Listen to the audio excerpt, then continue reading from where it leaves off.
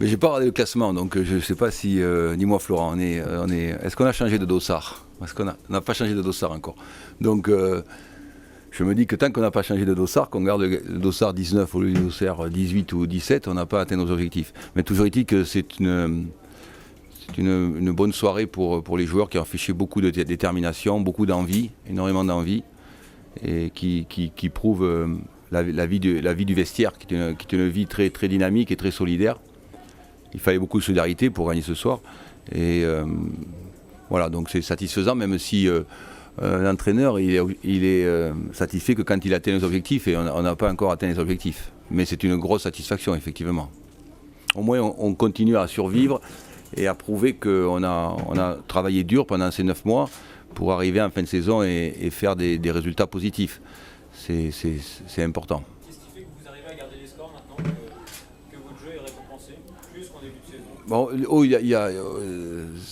En début de saison, on avait l'équipe qui avait de loin le moins de matchs de Ligue 1 et ça nous a beaucoup pénalisé. Il a fallu apprendre cette Ligue 1 et depuis le 15 décembre, on est 15e.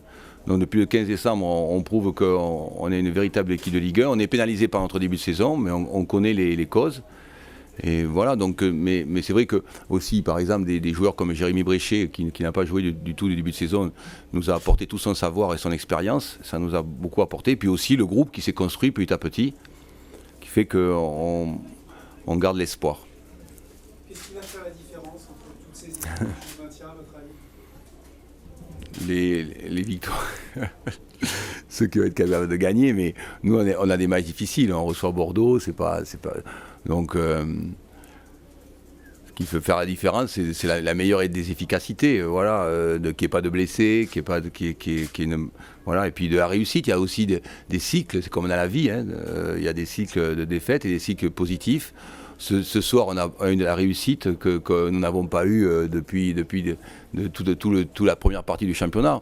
Voilà, c'est ça aussi une équipe qui sait provoquer la réussite, et parfois le football vous désaltère un peu l'espoir qu'on peut avoir.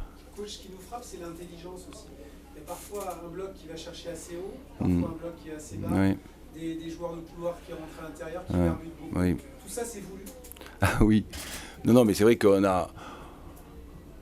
Et encore, on est fortement pénalisé parce qu'on ne peut pas utiliser... Ngoï s'est blessé, qui était un joueur majeur, Corentin Jean aussi, qui était titulaire. Mais c'est vrai que c'est le style de cette équipe, quoi, de jouer avec plusieurs meneurs de jeu dans l'entrejeu. Oui, c'est tout à fait le style que nous avons trouvé à partir du mois de décembre. Stade de France. Non, il y a aussi le fait que ce soir, je reste très réaliste et très, très pragmatique dans la mesure où, d'abord, un championnat, je vous le disais au début, on n'a pas le bon dossard encore. Il faut avoir le 17 et c'est celui-là qu'il faut avoir. Et le bon classement. Et puis il y a le match de coupe. Et le match de coupe, il nous donne tellement d'espoir. Et puis c'est autre chose, c'est tellement imprévisible. Les joueurs ont laissé beaucoup de force ce soir, volontairement. Mais on l'a préparé de la meilleure des façons. Maintenant, à savoir si on aura assez de fraîcheur physique. La fraîcheur mentale, on l'aura. Mais la fraîcheur physique, est-ce qu'on aura assez de fraîcheur physique pour affronter Bordeaux? Voilà, on verra pour mardi. On verra ce qui peut se passer pour nous mardi. Mais bon, on n'a jamais été aussi près, n'est-ce pas? On n'a jamais été aussi près du Stade de France, ça c'est clair. Voilà. D'habitude, je n'aime pas du tout évoquer l'adversaire, mais avant ou après, jamais. J'aime bien m'évoquer. D'ailleurs, quand je fais mes causeries, figurez-vous que la plupart du temps, je n'évoque pas l'adversaire. D'abord par respect, et ensuite parce que j'aime bien m'occuper de notre savoir-faire.